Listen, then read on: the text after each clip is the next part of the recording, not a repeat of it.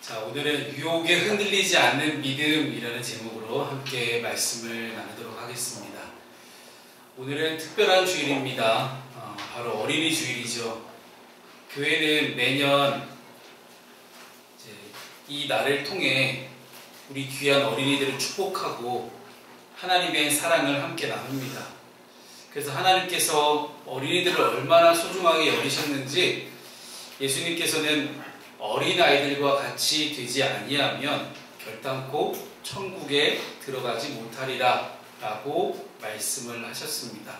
이 말씀을 기억해 본다면 우리가 얼마나 때묻었는가 하는 생각을 하게 됩니다. 어린아이들처럼 순수하게 예수를 믿으며 살아가야 함에도 불구하고 우리는 반복해서 세상에 많은 때를 우리 스스로에게 묻히고 있지는 않은지 우리 자신을 돌아보면서 내가 얼마나 세상에 때를 많이 묻혔는가 오늘 한번 점검해 볼 수 있는 시간도 될 수 있으면 좋겠습니다. 그런데 이렇게 착하고 순수한 어린이들이 견디기 어려운 유혹이 있습니다. 바로 맛있는 간식이죠. 그래서 1970년대에 미국의 스탠포드 대학교 심리학 교수인 월터 미셸이라는 교수 연구팀이 수행한 심리학 교육학 분야의 고전 실험이 하나가 있습니다. 아동들을 불러놓고 이제 한 명씩 실험방에 넣어서 마시멜로 과자를 하나 줍니다. 그리고 15분 동안 이것을 먹지 않으면 하나를 더 주겠다고 설명한 뒤에 해당 아동이 마시멜로를 먹는지 못 참고 먹는지 아니면 참아내는지를 관찰한 시험이었습니다. 그래서 이 지연된 만족이라는 그런 조금 어려운 용어를 쓰는데요. 이 지연된 만족에 관한 아동의 행동을 연구하기 위한 목적으로 행했던 실험이 이 머시멜로우 실험입니다. 물론 사실 굉장히 많은 논란거리가 있는 실험이기도 합니다. 많은 강연자들이 이 실험을 가지고 이제 예화로 많이 쓰긴 했지만 사실 이 실험은 너무나 많은 환경적 변수를 통제했기 때문에 실험 결과를 있는 그대로 절대적으로 받아들이기에는 좀 어려운 부분이 있다는 것이 요셉은 주인의 집안의 모든 것을 맡아서 충성스럽게 일했습니다.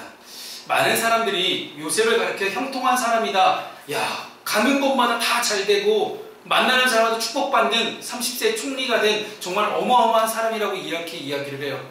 그런데 여러분, 요셉의 진짜 모습은 여기에 있어요. 항상 모든 것을 맡아서 충성스럽게 일했던 사람이에요. 항상 성실하게 자기에게 맡겨진 것을 잘 해낼 수 있는 그런 사람이었어요. 그런 인간적인 노력과 덕목이 갖춰진 사람이었다는 것을 여러분 전제로 믿음까지 좋은 사람, 완벽한 남자죠. 우리 수인이가 그런 완벽한 남자를 만날 수 있기를 축원합니다. 네. 아이돌 말고요. 그런데 주인의 아내가 요셉을 유혹하려 합니다. 요셉은 늘 이를 거절했습니다. 어느 날 집안에 아무도 없습니다.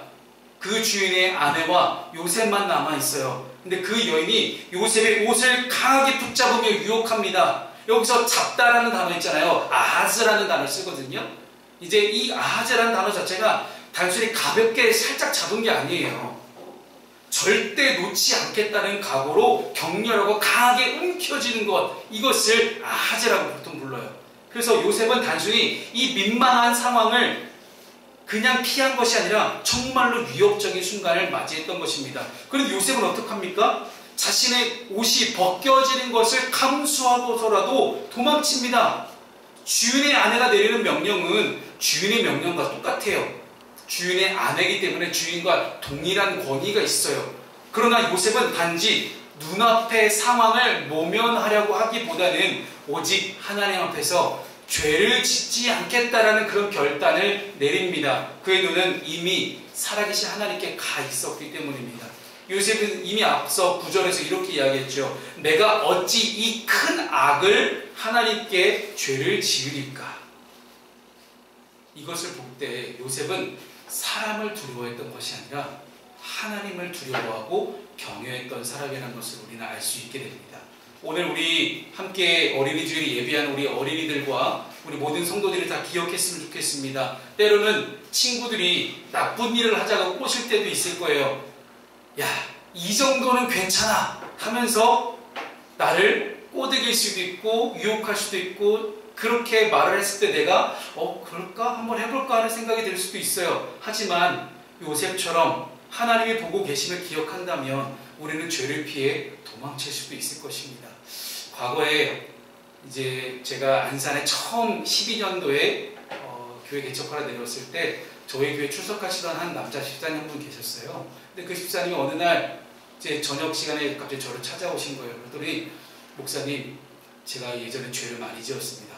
아니 집사님 갑자기 무슨 말씀이세요? 갑자기 이렇게 고해성사라니요. 그래서 얘기를 듣자 하니 무슨 얘기냐면 자기가 이렇게 힘들고 어려운 순간을 지나왔던 이유가 뭘까라고 생각해봤더니 과거에 한 죄가 떠오르더래요. 그 죄가 뭐였는지 그분이 밝히시기를 남들이 사업할 때 한 번씩 다 한다는 다운계약서를 쓰신 거예요. 근데 그때 당시에는 그래 당장 내 사업이 잘 되고 봐야 되니까 일단 당장 눈앞에 닥쳐있는 어려움만 넘겨보자. 이 정도는 뭐 괜찮겠지. 남들 다 하는 건데 나도 다운계약서 한 번 쓴다고 큰일 날까. 그런데 이분이 그 이후로 기도할 때마다 말씀 들을 때마다 예배 때마다 그게 생각이 나더라는 거예요. 그것 때문에 너무 마음이 불편해서 하나님께 솔직하게 나아가기가 너무 힘들고 어려웠다는 그런 고백을 하십니다. 여러분, 사도 바울도 우리에게 그렇게 이야기합니다. 오직 너 하나님의 사람아, 이것들을 피하고 의와 경건과 믿음과 사랑과 인내와 온유를 따르라. 믿음의 사람은 피해야 될 것을 피할 줄 아는 용기가 필요합니다. 과감하게 절제할 수 있어야 될 때 내가 이것들을 끊어내고 절제할 수 있는 그런 용기가 필요합니다. 악은 그 어떤 모양이라도 버리라고 성경이 우리에게 가르쳐주고 있죠. 도망간다는 것, 겁쟁이의 표현이 아니에요.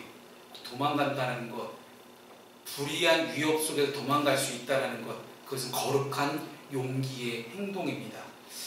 어떤 초등학생이 있었어요. 친구들 사이에서 담배를 권유받습니다. 근데 이 초등학생이 그 학교에 전학 간 지 얼마 안 됐어요. 그래서 뭐 친구들하고 친해지고 싶기도 했고 친구들하고 잘 지내보려고 하기도 했고, 근데 그 친구들하고 좀 친해져 보려면 그 친구들이 하고 있는 그 담배를 나도 한번 해볼까? 할 수도 있었어요. 그리고 야, 너 학교 졸업한 지 얼마 안 됐잖아. 너 친구들한테 무시한다고 좀 세 보이려면 담배 펴야 돼. 라고 막 그렇게 이야기를 해요. 진짜 멋있는 거야. 야, 우리도 멋있게 한번 빨아보자. 하면서 막 유혹을 해요. 하지만 그때 생각이 났어요. 교회에서 어렸을 때 교회에서 했던 말, 우리의 몸은 거룩한 하나님의 성전이야. 깨끗하게 지켜야 돼. 라는 그런 말이 생각이 난 거예요. 전학 온 지 얼마 안 돼서 당장 친구들하고 친해지고 싶고 뭔가 무시당하기 싶고 세 보이고 싶었지만 그것보다는 하나님 앞에서 자신의 소중한 몸을 지킬 수 있다는 그런 위대한 용기가 그에게는 필요했습니다. 그래서 그 말씀을 기억하고 담배를 단호히 거절합니다. 친구들은 처음에 무시하고 놀렸을 수도 있어요. 그런데 시간이 지나면서 오히려 그 친구를 더 좋아하고 그 친구가 그 반에서 가장 인기 있는 아이가 되었습니다. 6학년 때 제 이야기입니다. 5학년을 마치고 6학년 때 새로운 학교로 전학을 갔는데 많은 유혹들을 받았어요. 시골에 있는 초등학교에서 대전의 가장 중심에 있는 학교로 전학을 갔는데 결국 그 반에서 인기 투표 1위를 하는 그런 사람이 됩니다. 그 과정을 버텨내는 것이 참 쉽지는 않았습니다. 하지만 전학 가자마자 애들을 다 휘어잡으면서 인기투표 1위를 하면서 심지어 공부까지 잘하는 그런 멋진 오빠, 그게 김수인, 이게 목사님이야. 때로는 친구들이 다 하는 것처럼 똑같이 따라하면 그게 더 괜찮은 거고 더 멋있어 보일 수도 있어요.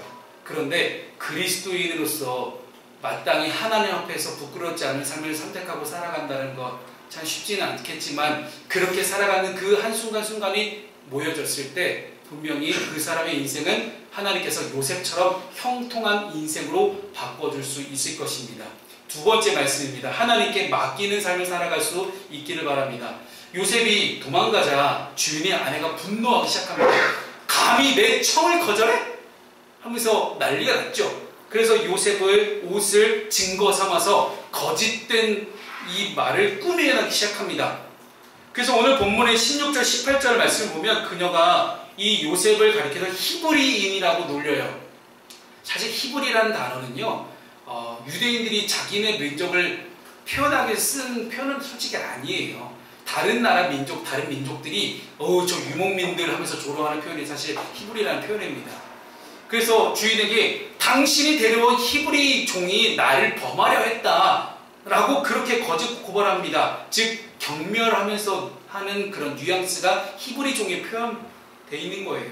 천한 외국인 노예죠.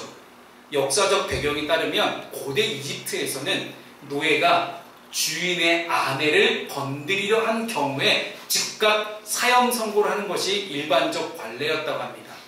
심지어 노예에게는요, 변호할 기회도 주지 않았습니다. 그냥 고발되면 바로 직결 사형. 이게 그 당시 판례였어요. 더구나 그 주인이 오늘 애굽에서 가장 실세예요. 보디베라는 사람을 알잖아요, 여러분. 바로의 친위대장, 즉 바로의 가장 곁에서 바로를 보호하는 그런 장군이에요. 얼마나 권세가 셌겠습니까? 그러니 당연히 보디발이라면 재판을 거치지 않을 가능성이 높습니다. 그럼에도 불구하고 요셉이 목숨을 부지한 것은 아마도 보디발이 요셉의 부지런한 성품을 알고 있었기 때문에 분노하면서도 그동안의 성실함을 감안해서 사형 대신에 감옥에 보내는 정도로 결정했을 가능성이 있습니다. 물론 어디까지 추측이지만 여기서 왕의 죄수를 가두는 감옥이라는 표현이 나오거든요. 이것 자체도 하나님의 은혜와 섭리입니다.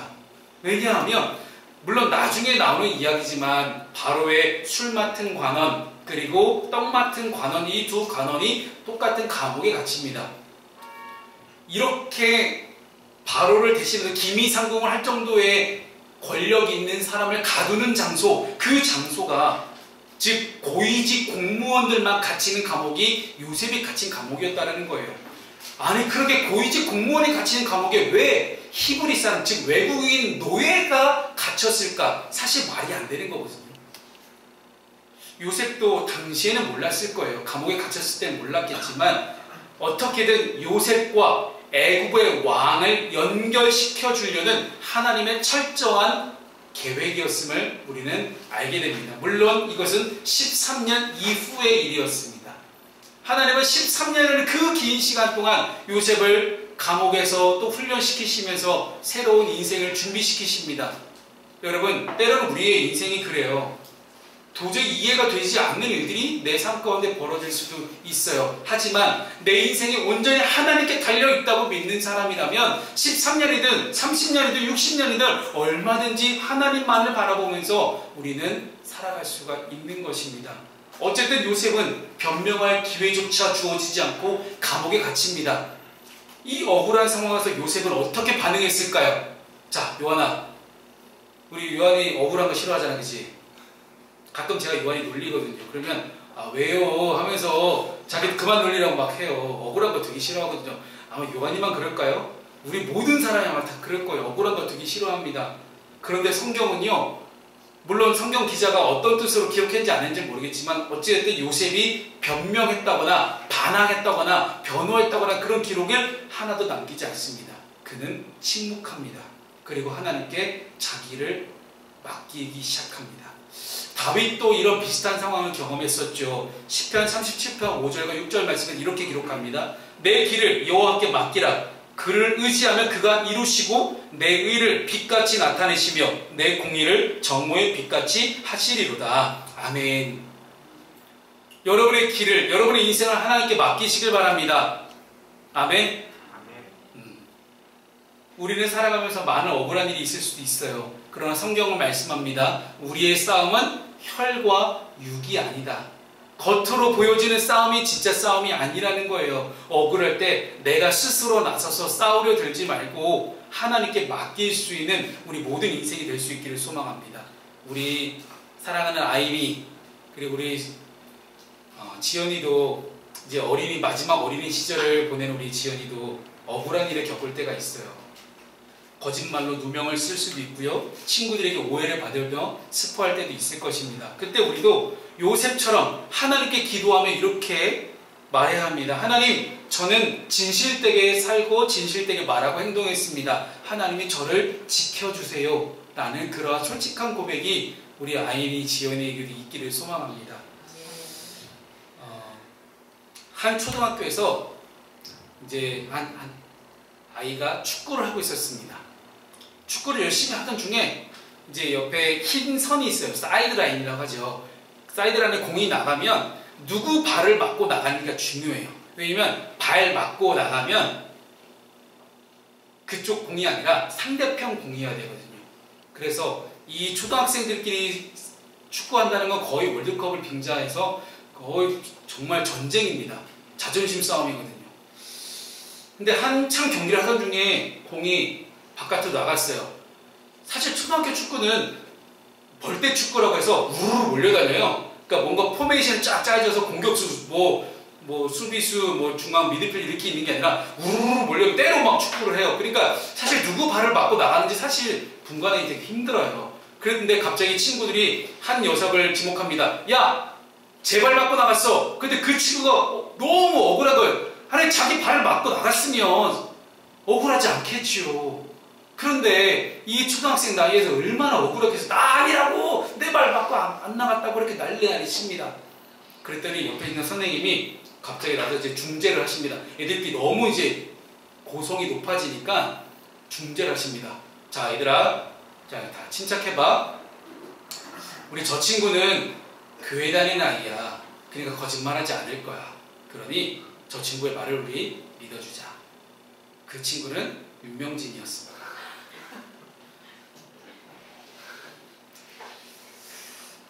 이런 남자 만나야 된다, 수인아. 저는 정말 억울했거든요. 근데 친구들이 다 제 발 맞고 나갔다고 하는 거예요. 그런데 그 선생님께서 명진이 쟤는 교회 다니는 아이니까 거짓말 안 해. 그래도 80년대는 그랬어요. 여러분 80년대까지만 해도 교회 다니는 사람들이 착하고 성실하고 진실되고 거짓말 못하는 그런 사람들이 다 교회 다니는 사람들이었습니다. 우리 푸른숲 교회 교인들은 그럴 줄 믿습니다. 여러분 그래요. 우리가 진실되게 살아간다는 거 참 쉽지 않죠. 그런데 뭐가 진실되고 뭐가 솔직한 사람일까요? 하나님께 맡기고 살아가는 사람입니다. 하나님 앞에서 하나님께서 내 인생을 책임진다는 생각을 가지고 억울해도 꾹 참고 그렇게 하나님만 믿으며 살아가는 사람, 그런 사람이 우리 모두가 다 되기를 소망합니다. 마지막은요, 유혹에 흔들리지 않으려면 하나님이 함께 하시면 믿는 것입니다. 요셉은 억울하게 감옥에 갇혔어요. 성경은 놀라운 말씀을 기록합니다. 여호와께서 요셉과 함께 하시고 그에게 인자를 더하사 간수장에게 은혜를 받게 하시매. 너무 웃기지 않아요? 보디발의 집에서도 너무 성실하게 일을 해서 보디발에게 인정을 받고 보디발의 집에 있었던 그 모든 것들을 다 관장할 수 있었어요. 그런데 감옥에 갇혔는데 감옥에서도 너무 성실하게 이 사람이 생활을 하고 일을 하다 보니까 감옥에 있는 모든 재반 사무를 다 요셉에게 맡기 시작하는 거예요.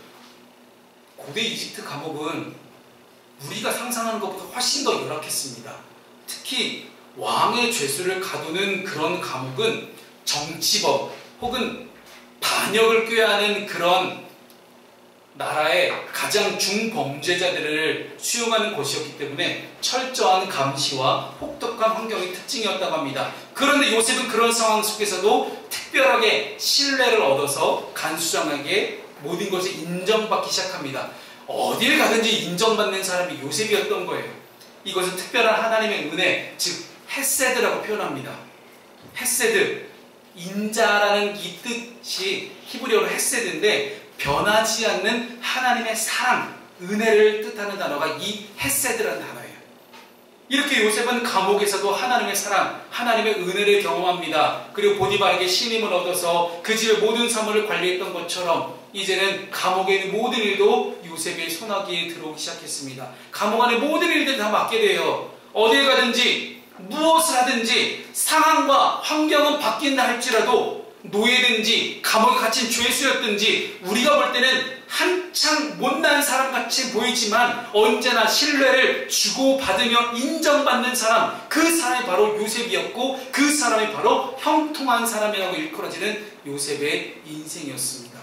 분명 요셉의 환경을 둘러싼 곳은 감옥이 맞아요. 갇혀 있어요. 가두어져 있어요. 그러나 움직임이 자유롭지 않았지만 그는 너무나 자유했습니다. 왜요? 진리가 너희를 자유케 하리라는 말씀처럼 하나님과 함께 했기 때문에 요셉의 인생은 늘 자유로운 인생을 살았습니다.